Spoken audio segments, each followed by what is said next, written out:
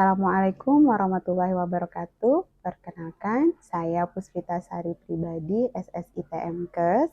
Saya merupakan salah satu dosen dari program studi D3 Kebidanan di Fakultas Ilmu Kesehatan Universitas Muhammadiyah Sampit. Pada kesempatan kali ini, saya akan memperkenalkan mata kuliah yang saya ampu, yaitu mata kuliah Keterampilan Dasar Praktik Kebidanan.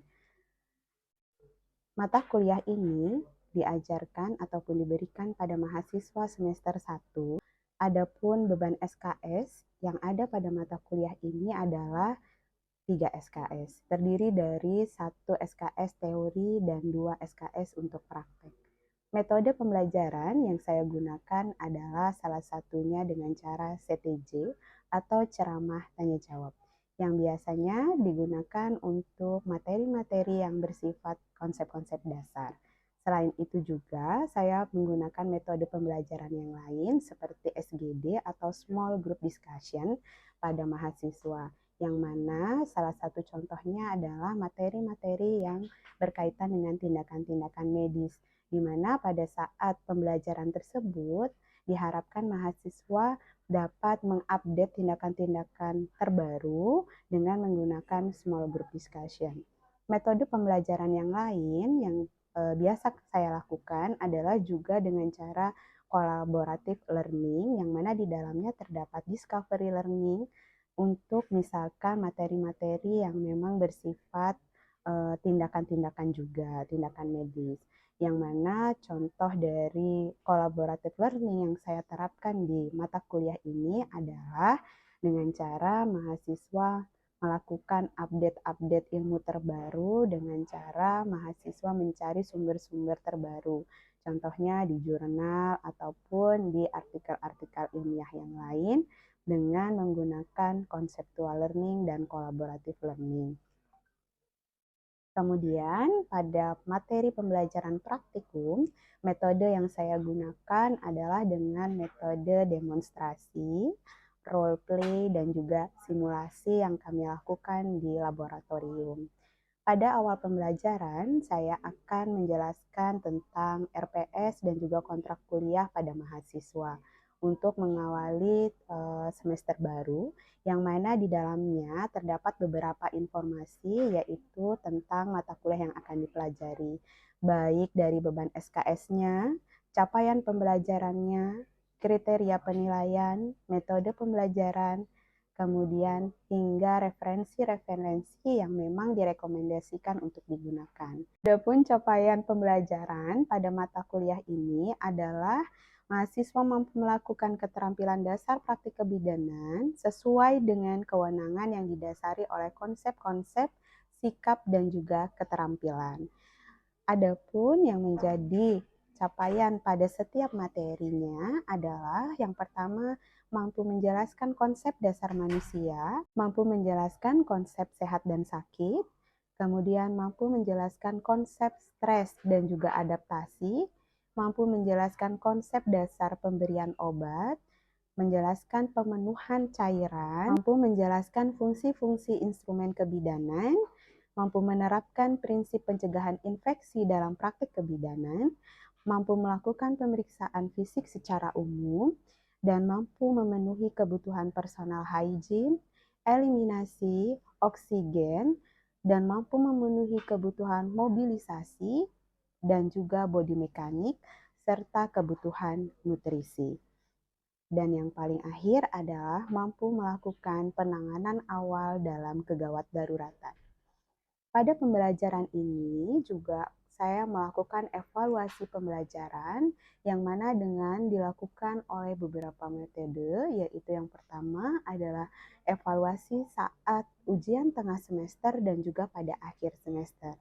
Sedangkan untuk evaluasi praktik pembelajaran dilakukan pada ujian praktik pada akhir semester, yang mana di dalamnya terdapat 8 target skill, tindakan sesuai dengan yang sudah diajarkan di dalam mata kuliah tersebut. Tidak lupa, pada akhir setiap perkuliahan saya juga menyampaikan kepada mahasiswa bahan ajar yang dapat diperoleh dari beberapa tempat. Yang pertama adalah dari kanal YouTube dari Akbid Muhammadiyah Kotim atau yang sekarang adalah Universitas Muhammadiyah Sampit.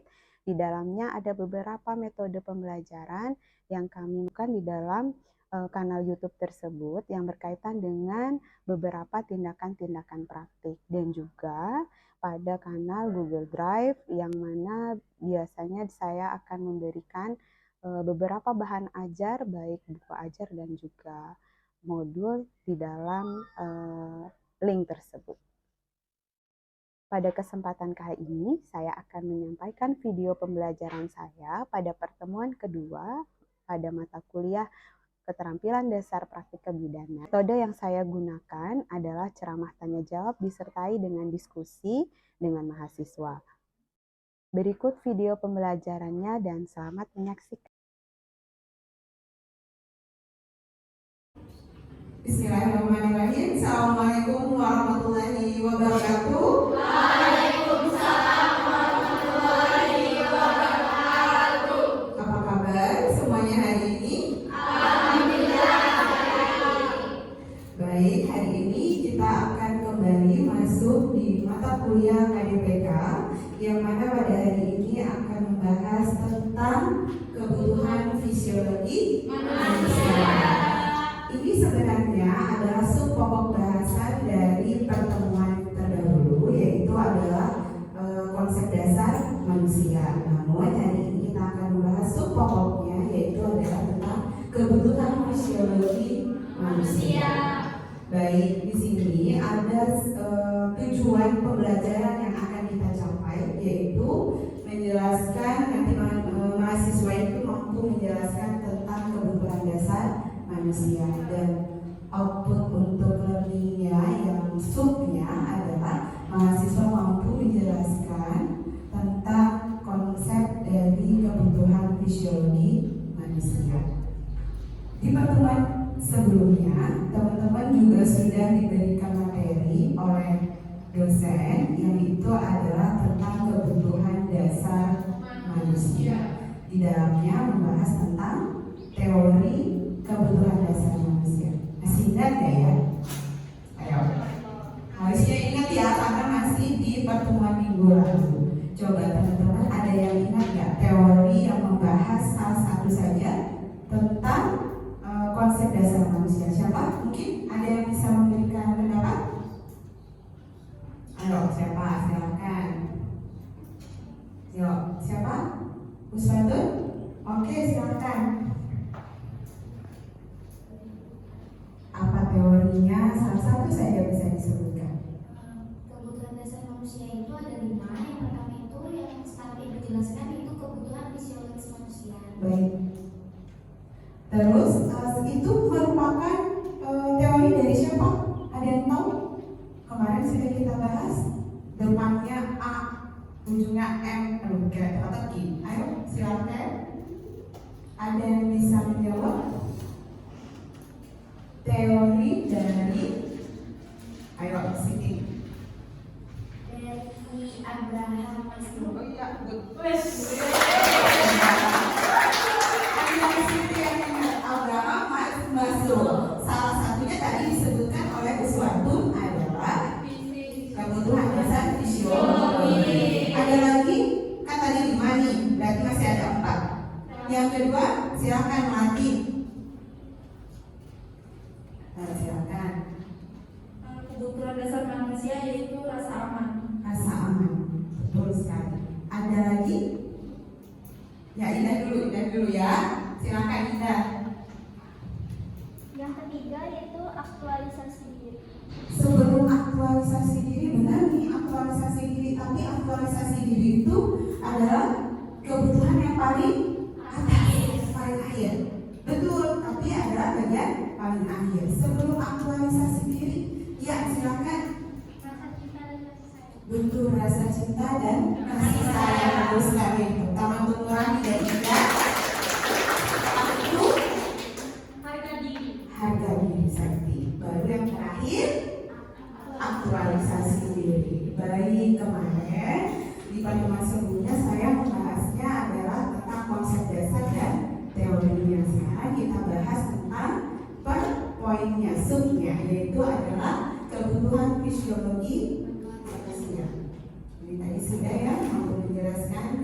dasar manusia, kemudian mampu menjelaskan tentang kebutuhan fisiologi manusia. Nah, ini yang tadi kita bahas kan, beberapa teori yang menjelaskan tentang kebutuhan dasar manusia. Salah satunya adalah Abraham Maslow, Bapak Abraham Maslow. Nah, ini tadi dibahas, disebutkan sudah nih sama teman-teman, bagus sekali. Yaitu adalah yang pertama kebutuhan fisiologi, yang kedua rasa aman, ketiga cinta dan kasih sayang, yang keempat harga diri, dan yang paling tinggi adalah aktualisasi. Setelah memenuhi kebutuhan dasar fisiologi yang paling bawah, dasar yang utama, nah makanya piramidanya terbalik, paling dasar fisiologi, baru tadi rasa aman, rasa cinta, harga diri, dan aktualisasi. Kenapa sih penting kita harus mengetahui apa aja kebutuhan dasar dari manusia, yang terutama kita bahas adalah kebutuhan fisiologi. Di sini ada teman-teman gambar, ini apa nih? Ya, tenaga kesehatan. Kalau di sini kita bahas adalah teman-teman menjadi seorang bidan. Kita penting untuk mengetahui ini adalah sebagai panduan untuk kita bisa memberikan asuhan kepada pasien. Jadi kita harus tahu, oh, kebutuhan dasar manusia itu apa sih, supaya kita tahu nanti ketika kita memberikan intervensi ataupun asuhan itu tepat. Ya, jadi membantu untuk menentukan kebutuhan prioritas pada pasien. Kebutuhan yang pertama adalah kebutuhan fisiologis dasar, yaitu apa ini? Oksigen, O2. Kenapa penting? Karena kebutuhan oksigen ini adalah kebutuhan yang paling utama bagi manusia. Ya. Kalau misalkan tidak ada oksigen, gimana Bu? Tidak perlu menunggu hitungan jam ataupun hari. Kalau orang kekurangan oksigen bisa mengalami kematian, berarti vital. Faktor yang mempengaruhi apa? Bisa sirkulasi oksigen. Kemudian apa yang harus dilakukan? Segera evaluasi kebutuhan oksigen seseorang itu. Contoh, ada orang tiba-tiba ditemukan di jalan tergeletak, kemudian nafasnya kekira gangguan apa yang terjadi pada seseorang tersebut? Berarti ada gangguan pada nafas, kebutuhan oksigennya berarti jangan-jangan di sini kan ada nih faktor yang mempengaruhi adalah jalan nafas. Mungkin terjadi sumbatan pada jalan nafas. Jadi sirkulasi oksigen menjadi tidak lancar. Segera evaluasi status dari oksigen pasien. Kalau ada di rumah sakit, Anda bisa ngecek menggunakan alat. Nanti teman-teman ketika praktek akan ketemu tuh. Nanti kalau ada penasaran bisa lihat di googling ya. Apa sih alat yang bisa ngecek oksigen? Namanya alat saturasi. Oke, ya. Kemudian kita next ke kebutuhan yang berikutnya adalah kebutuhan cairan. Cairan yang paling banyak ada dalam tubuh apa? H2O. Apa itu? Air. Ya, yang paling banyak itu adalah air. Kebutuhannya beda atau sama? Kira-kira antara satu dan yang lain? Berbeda. Misal orang dengan aktivitas fisik di luar ruangan, ya panas banget terik. Dengan kita yang hanya duduk, kemudian di dalam ruangan ber-AC, kira-kira kebutuhan cairannya sama atau berbeda? Berbeda. Kira-kira yang mana yang lebih banyak membutuhkan? Yang luar. Oke. Kemudian gangguan kebutuhan pada cairan itu tuh bisa mengakibatkan beberapa hal ataupun gangguan pada pasien tersebut. Apa di sini? Satu, penurunan sadar. Apa tuh kata orang? Aduh, aku nih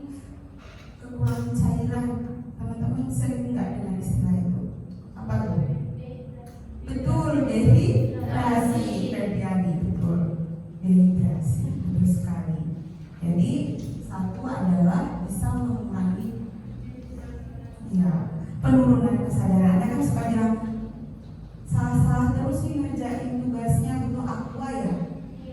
Berarti kurang cairan dong, ya kan?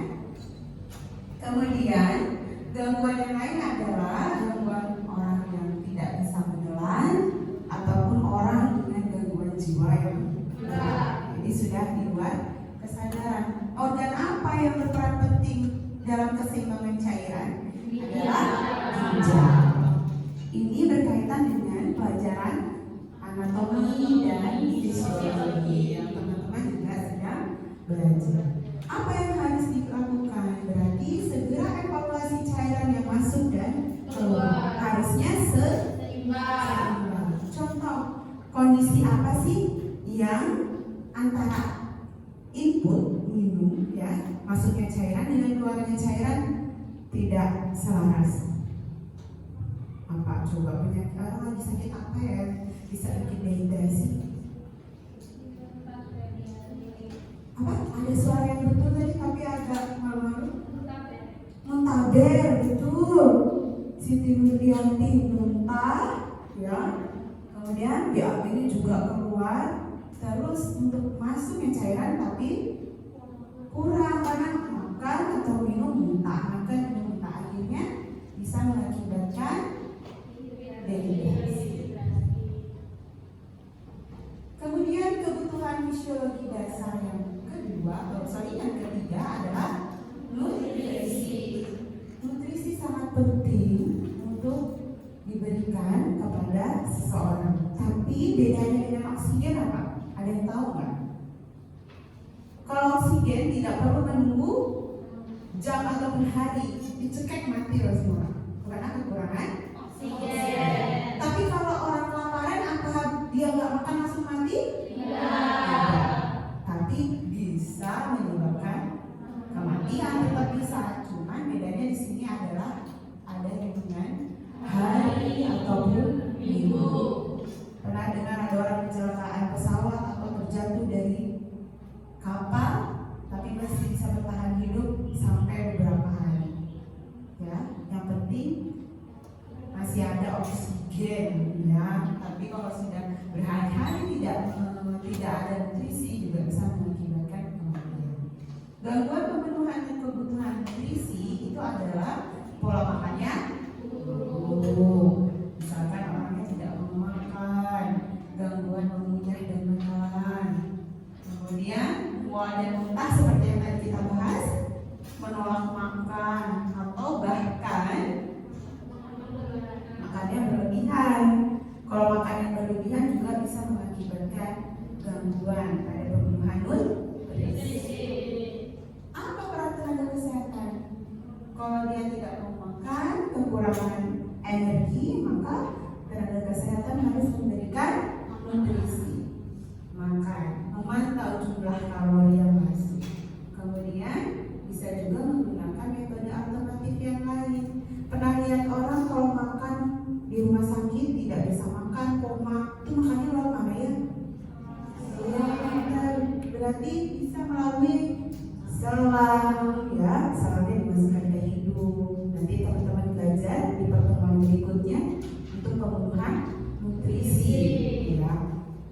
Kemudian bisa juga lewat mulut, selangnya dimasukkan ke mulut. Nanti kita akan belajar juga nanti praktek dan juga demonstrasi.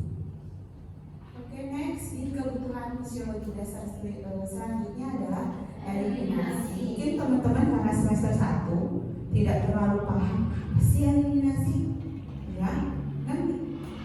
Asing mungkin ya, asing. Jadi ini ada gambarnya nih, gambar orang buang air kecil, berarti hubungannya dengan perkemihan. Artinya eliminasi itu adalah mengeluarkan produk sisa metabolisme, bisa berupa keringat ataupun air kencing. Satu lagi yang Anda buang apa? BAB. Itu pun termasuk dari eliminasi. Organ yang berperan apa? Paru-paru. Ya. Oke, ya betul. Kunci di sini ada paru-paru, CO2 yang dikeluarkan, dibuang kulit, ada H2O, ginjal dan usus. Di sini kita disebutkan semua. Gangguannya ada kebutuhan nutrisinya karena beberapa penyakit. Contoh penyakit ginjal, ya. Oke. Sekarang adalah gangguan pola tidur dan istirahat. Banyak yang mempengaruhi dari tidur dan istirahat seseorang tersebut. Yang pertama adalah faktor kehamilan, usia, kemudian kondisi kesehatan. Terus gimana Bu untuk menanganinya? Berarti harus beberapa terapi yang mungkin bisa diberikan. Mungkin relaksasi. Di sini ada kebutuhan seksual, ya. Kebutuhan seksual itu juga sangat penting karena itu vital, kebutuhan dasar, ya. Kebutuhan dasar yang dapat disublimasi. Artinya seorang laki-laki yang misalkan tidak bisa menyalurkan hasrat seksualnya, memang sperma itu tidak akan mengganggu ataupun mengendap, tapi akan melebur dan diserap lagi oleh tubuh. Tapi ya itu adalah kebutuhan tetap, ya, vital karena untuk melanjutkan keturunan dan juga bisa mengancam kejiwaan, ya, stres karena tidak terlampiaskan begitu. Ya, jadi ada beberapa hal yang akan bisa dilakukan. Contoh apa? Di konseling, butuh didampingi. Mungkin kalau orang yang dirangkap, ya, itu kan tidak mungkin suami istri melakukan hubungan seksual. Ya, jadi perlu di konseling. Kemudian adalah termoregulasi, itu adalah pengaturan suhu. Berarti kita tidak bisa manusia itu berada di suhu yang sangat ekstrim, terlalu dingin atau terlalu panas, ya. Jadi proses metabolisme itu sangat mempengaruhi tubuh dari seseorang. Baik. Nah, kita sampai di penghujung dari mata kuliah hari ini, sub pokok bahasan hari ini, yaitu adanya kebutuhan dasar manusia. Yang kita pelajari hari ini adalah kebutuhan fisiologi manusia, terdiri dari 1. Kebutuhan oksigen, 2. Cairan, 3. Nutrisi, 4. Tidur dan istirahat, 5. Kebutuhan seksual, dan yang terakhir adalah pengaturan suhu. Nah, ini ada yang mau nanya nggak dulu sampai di sini? Coba, oke? Amel, silakan. Silakan sampaikan pertanyaannya. Teman-temannya juga mendengarkan, ya. Izin bertanya Ibu, tadi kan ada dijelaskan yang tentang kebutuhan tidur dan istirahat. Nah, itu kenapa kebutuhan istirahat atau tidur itu dipengaruhi oleh kehamilan? Mohon penjelasannya. Baik, terima kasih, Amel. Ada lagi yang ingin bertanya? Belum, ya? Oke, belum. Kita jawab dulu ya, Amel, ya.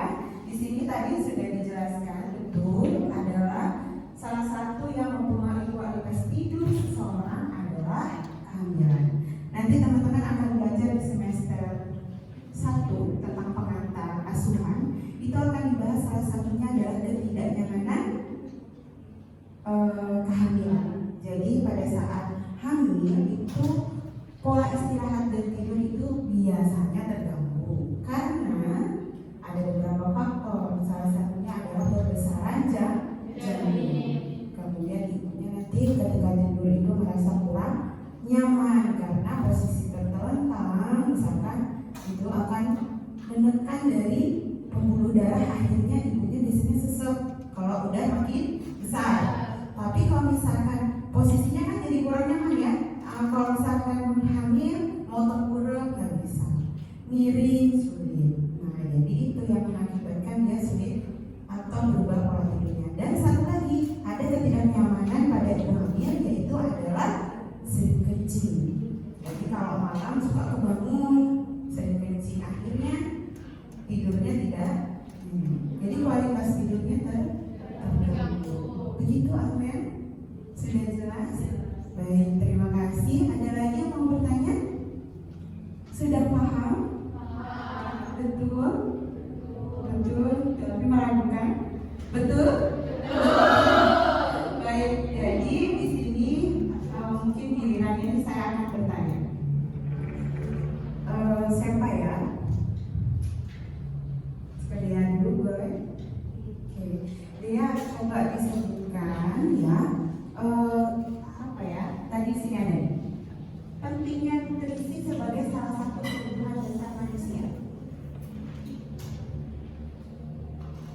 sebegitu pentingnya kah nutrisi? Coba. Baiklah, saya izin menjawab Ibu. Nutrisi sangat penting bagi manusia karena merupakan kebutuhan vital bagi seluruh makhluk hidup, dan juga nutrisi berfungsi untuk membentuk dan memelihara jaringan tubuh sebagai sumber tenaga, serta untuk melindungi dari serangan penyakit. Dan jika tidak terpenuhi bisa menyebabkan kematian dalam hitungan hari bahkan minggu. Betul sekali. Pertanyaan buat dia. Ada satu lagi pertanyaan. Silahkan angkat tangan ya. Ini dilempar kalau tadi ditunjuk. Oke. Bagaimana peran seorang tenaga kesehatan jika seorang pasien mengalami gangguan pernapasan? Tadi sudah dibahas. Ayo. Siapa yang bisa menjawab? Ya, silakan.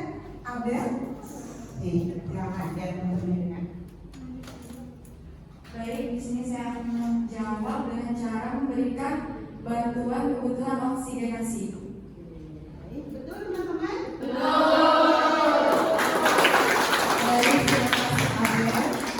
Baik, pertemuan kali ini sudah selesai. Rangkumannya sudah dicatat? Nanti bisa dipelajari lagi di rumah. Jadi bahan ajar hari ini sudah dimasukkan atau bisa di download di link yang nanti akan saya bagikan. Jadi di situ nanti ada bahan ajar berupa modul dan juga PPT yang hari ini kita bahas. Oke, terima kasih untuk pertemuan hari ini. Kita bertemu di pertemuan minggu depan ya, di hari yang sama dengan subpokok bahasan adalah kebutuhan dasar manusia yang tadi belum kita bahas, yaitu adalah tentang rasa aman, rasa cinta, harga diri, dan aktualisasi diri. Baik, terima kasih dan aplaus untuk pertemuan kita hari ini. Semoga bermanfaat. Saya akhiri. Wassalamualaikum warahmatullahi wabarakatuh.